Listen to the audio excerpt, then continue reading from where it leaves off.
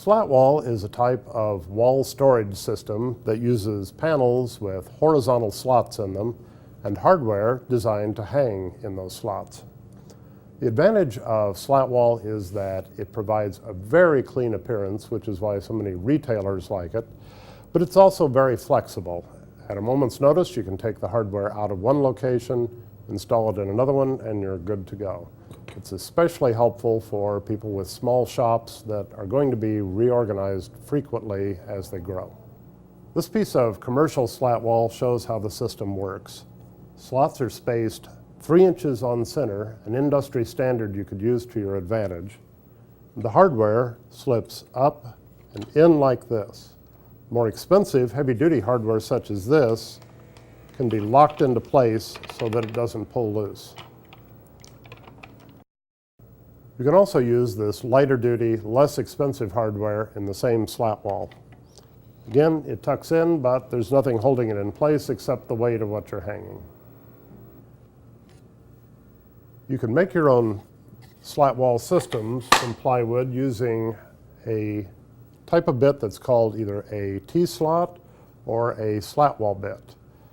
We have 2 different sizes here. A finer one that will work with the industry standard 3-inch slats and a larger T-slot bit.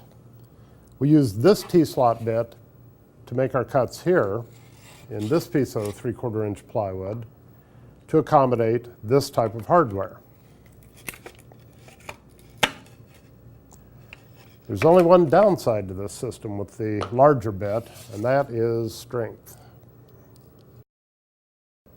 We're going to be generating a lot of waste in using this bit, and it's all going to be in a fairly confined space within that slot as the bit's cutting. So we're going to give the bit a little bit of a relief in the form of a relief curve. We know the bit is going to cut at least 7/16 of an inch deep, so I'm going to set the saw blade, and we're just using a regular blade, not a thin curve, to a cutting depth of 7/16 inches. And then we'll lock that in place to hold it there. Now we know we're going to make the relief curves at 3 inches on center, but first a word about the size of panels that we're going to be using. I've made this panel 21 inches wide. You could make the panel, let's say if you're cutting from a 4x8 sheet, you should be able to get 2 8-foot lengths of slat wall section out of that. I wouldn't try doing the entire panel in one piece. It's a lot to maneuver around on a table saw and a lot harder on a router table. I've marked the ends here so that I know where my saw blade is going to fall. I'm going to center the saw teeth on each of these marks on the end. Now, this panel is arranged such that the cuts are symmetrical. So these distances, and these distances are the same.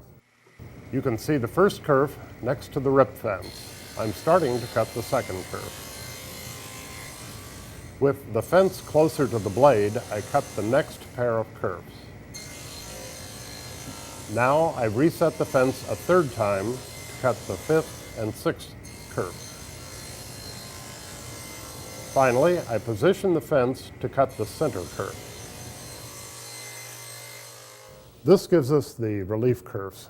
Now we're ready to move on to the router table. We're going to make a test cut to ensure that the slot is at the depth that will accept the hardware that we're going to be using. The hanging hardware makes a good gauge for setting the initial bit height. Set the bottom edge of the cut just below the top of the hardware. Now this is going to generate a lot of sawdust even for a simple short test cut, so it will help to have a helper handy standing by with a vacuum here.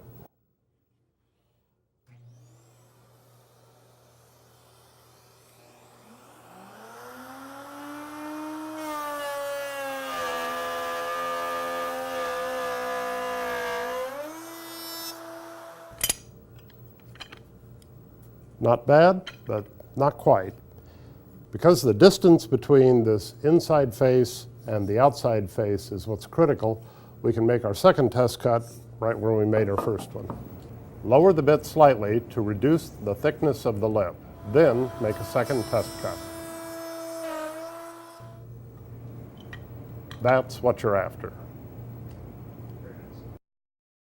As with the relief kerfs, we're going to make our first pair of slots 1.5 inches from the edge. That means we need to place the center of the bit 1 1/2 inches from the fence. This procedure is similar to cutting the relief kerfs. With one fence setting, you make a cut with the opposite edges against the fence. Then reposition the fence to make another pair of cuts. Now, a lot of router tables are not going to have the capacity to go from 10 inches or 10.5 inches from the center of the bit to the fence. So we just need to come up with a different fence.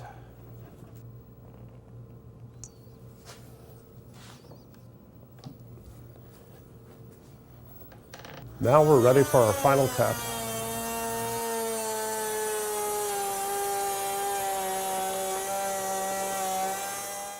And here we have a series of slots spaced 3 inches apart. That allows us to take any piece of industry standard hardware and add it as you would a commercial system.